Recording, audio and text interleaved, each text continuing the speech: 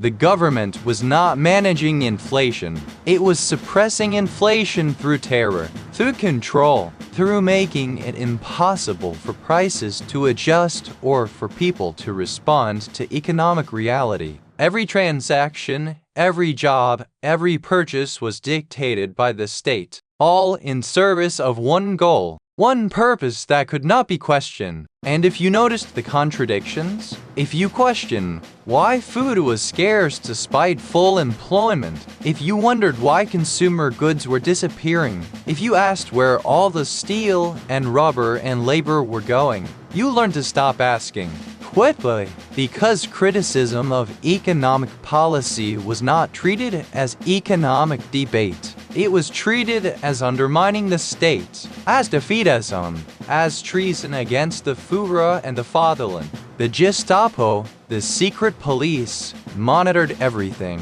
Conversations in factories, complaints in bread lines, jokes in beer halls. Anything that suggested dissatisfaction with the regime's economic management was dangerous. Anything that questioned the miracle was evidence of disloyalty. People disappeared. Co-workers who complained too loudly about wages. Neighbors who questioned where resources were going. Shop owners who grumbled about rationing. They were arrested, sent to camps. Sometimes they came back. Often they did not. So the German people learned to accept, learned to not see, learned to believe the official story even when their own experience contradicted it. The wizard had created not just an economic illusion, but a psychological one. An entire nation participating in a collective lie because the alternative was too dangerous to contemplate. The terrible irony built on popular support. And here is what makes it truly horrifying. What makes Hitler's economic wizardry not just a historical curiosity, but a warning that echoes across decades. The German people loved it. They supported it enthusiastically. They believed in it completely. They celebrated their economic miracle and the man who created it. Because they had jobs, real jobs. After years of unemployment, of humiliation, of standing in breadlines while the world sneered at Germany's weakness, they had work. They had wages. They had purpose. Because unemployment had vanished from 30% to nearly zero in just a few years, an achievement no other nation had accomplished, a miracle that proved Hitler's genius. Because Germany felt strong again, proud again, powerful again. The shame of Versailles was fading. The humiliation was ending. Germany was standing tall. And that feeling, the emotional transformation, was more powerful than any economic analysis. They did not see the shadow currency, did not understand that Mefo Bills were phantom money that would eventually demand payment, did not realize the jobs were temporary, the prosperity borrowed from a future that would never come. They did not understand that the factories employing them were producing weapons, that the economic recovery was actually war preparation, that the miracle was actually a countdown to catastrophe. They did not know the system was unsustainable, that it could only survive through conquest, that their prosperity required destroying other nations, that the price of their jobs would be paid in millions of lives. All they saw was recovery. All they felt was hope. All they believed was that Hitler had saved them. And this, more than anything, is what makes Hitler's economic wizardry so terrifying. Not just that it worked, but that it was popular. That the people whose futures he was gambling, whose lives he was risking, whose nation he was transforming into a war machine cheered him for it. The propaganda machine. The wizard understood something fundamental about human nature. Something that every successful demagogue, every dangerous leader, every builder of totalitarian systems has understood. People believe what they want to believe, what feels good to believe, what gives them hope and pride and purpose. And if you control the information they receive, if you flood them with messages that confirm what they want to believe, If you suppress every voice that questions or challenges or doubts, then you can make them believe almost anything. Nazi propaganda was relentless, overwhelming, inescapable. Newspapers praised the economic miracle. Radio broadcasts celebrated full employment. Films showed happy workers building Germany's future. Posters proclaimed Germany's strength. Rallies demonstrated unity and power. Hitler was everywhere. His image, his voice, his message. Germany is strong.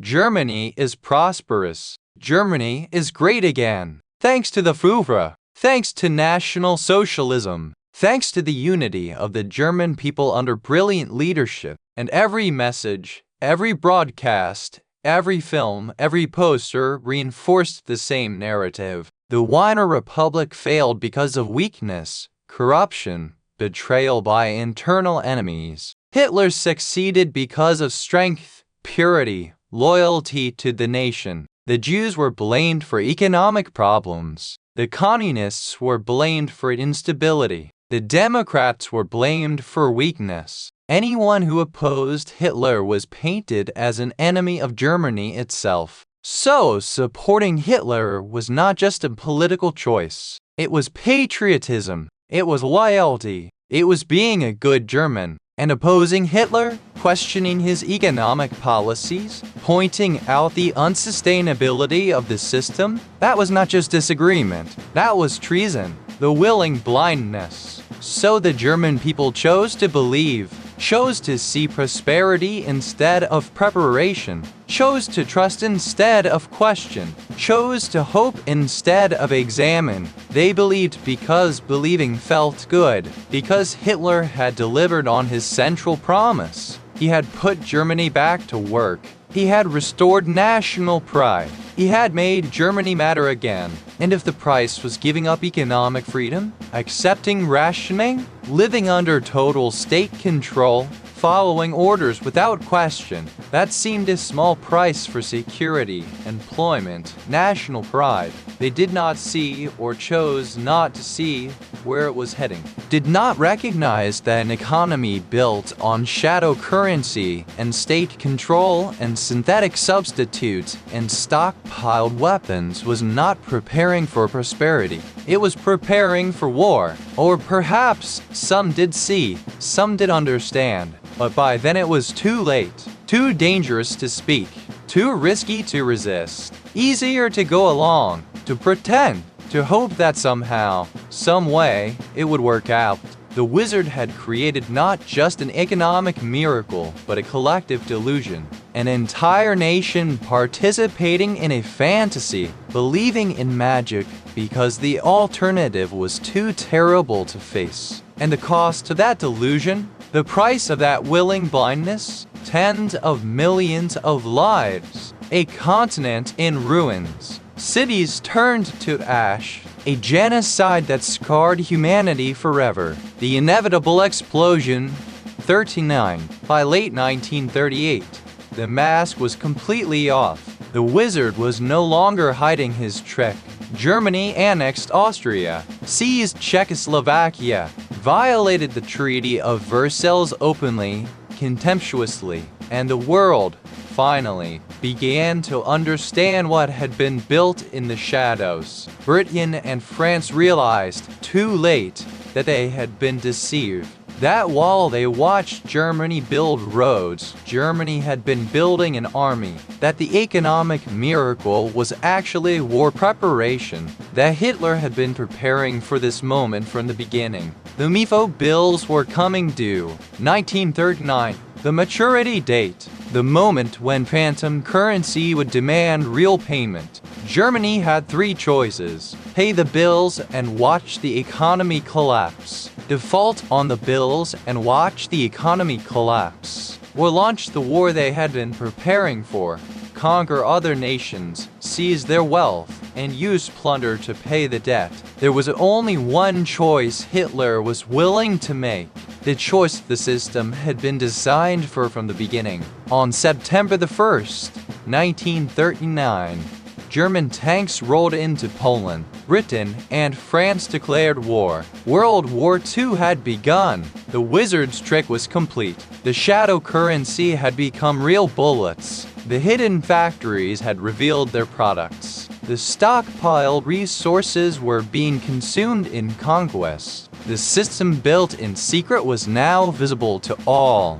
and the world discovered, to its horror, just how effective the trick had been, how thoroughly Germany had rearmed, how prepared they were for war, how the past 6 years had been spent building the most powerful military machine Europe had ever seen. While everyone watched roads being built,